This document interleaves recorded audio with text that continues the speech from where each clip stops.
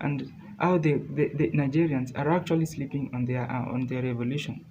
Now, today I want to talk about these issues between the Africans and the Black Americans because all the two groups are actually participating in fighting for the freedom, in fighting for against the white people.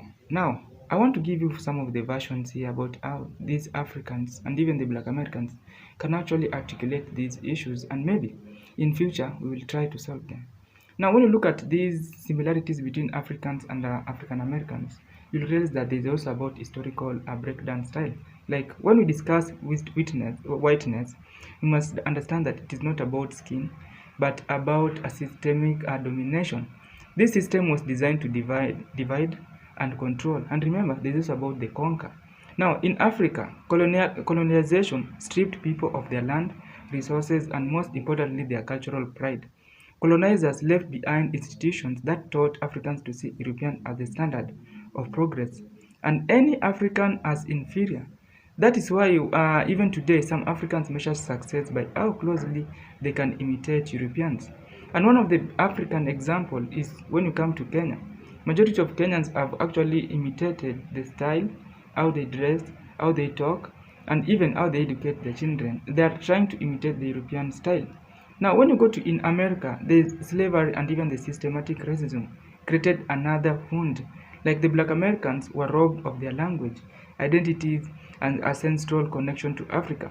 Now, whiteness then created stereotypes. Now, when these people created this stereotype, it painted Africa as a backward and Black Americans as being lazy. Now, both sides absorb these lies. How? Like the Africans are actually calling the Black Americans lazy. On the other hand, you will see that the Black Americans are being perceived that Africa is actually one of the poorest continent in the world, and such that there is no water, there is no shelter, and majority of them are actually living in trees.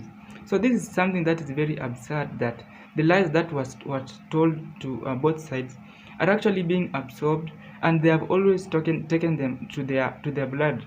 Now the solution is like you decolonization of the mind. Now, when I don't want to go into religion, but I want to talk about something that is here, that Africa and African Americans must study each other's history, engage in honest dialogue and reclaim their cultural narrative until unity will not come from pretending differences don't exist, but from recognizing that the same system of whiteness created those differences in their first place. Now, I want to talk about the second version, about the social critique style.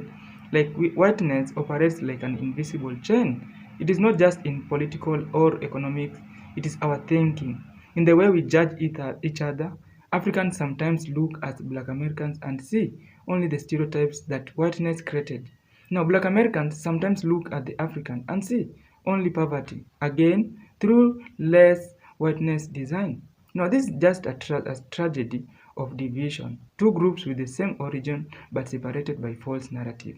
One side scared by colonization, the other scared by slavery, and both made to believe they are strangers to one another. Now, the solution is about the radical honest and even re-education. Like we must teach history in a way that connects the dot between colonization, slavery, and even today's struggle. And we must build platforms where Africans and the diaspora collaborate economically and even culturally. Now, when we recognize that whiteness is the common enemy, our focus shifts from blaming each other to dismantling the system. Version 3. Motivational lecturer style. Whiteness is more than a color. It is a power structure that shaped the minds of generations. It told Africans that Europe is the future, and it told Black Americans that Africa is their past but not their home. That is how it kept us apart. But the truth is, Africans and Black Americans are two sides of the same story. One side endured colonialization, the other one endured slavery, yet both were victims of the same system. The distance between us is not natural, it is and it was manufactured. Now, the way forward is unity. Africa must reclaim their culture without shame. Black Americans must reconnect with Africans without judgment. Together, both sides must stop seeing each other through the eyes of whiteness and start seeing each other through the eyes of history, family, and even the shared destiny. because once we do that, whiteness loses its grip, and what emerges is black power, black pride, black solidarity. That's all I had for you in the video. But again, I want to go to the context of what Tony was actually talking about, that we are actually being depressed by the same colonizer that is depressing Africa. It's also the same colonizer that is also depressing the black Americans in their system. For example, the black Americans in their system are actually being not recognized as people. Like they're being oppressed by the police. They are being underfunded by the government. Reason is that their education, the majority of them are not being educated because the government is actually not funding their educational system. So this oppression is actually acting in the both side. On the other hand, African leaders are being lured to buy lies and to be misguided. Like they are trying to steal the resources, which may may have future helped. Now, how are they being misguided? Is when they are being lured to take loans. And when an African president or an African person take a loan, it has higher interest more than the European countries. Like for example, when an African person, leader or elite take a loan of 60 billion, is expected to pay almost 80 billion as an interest. But on the other hand, the Europeans are actually not paying that interest.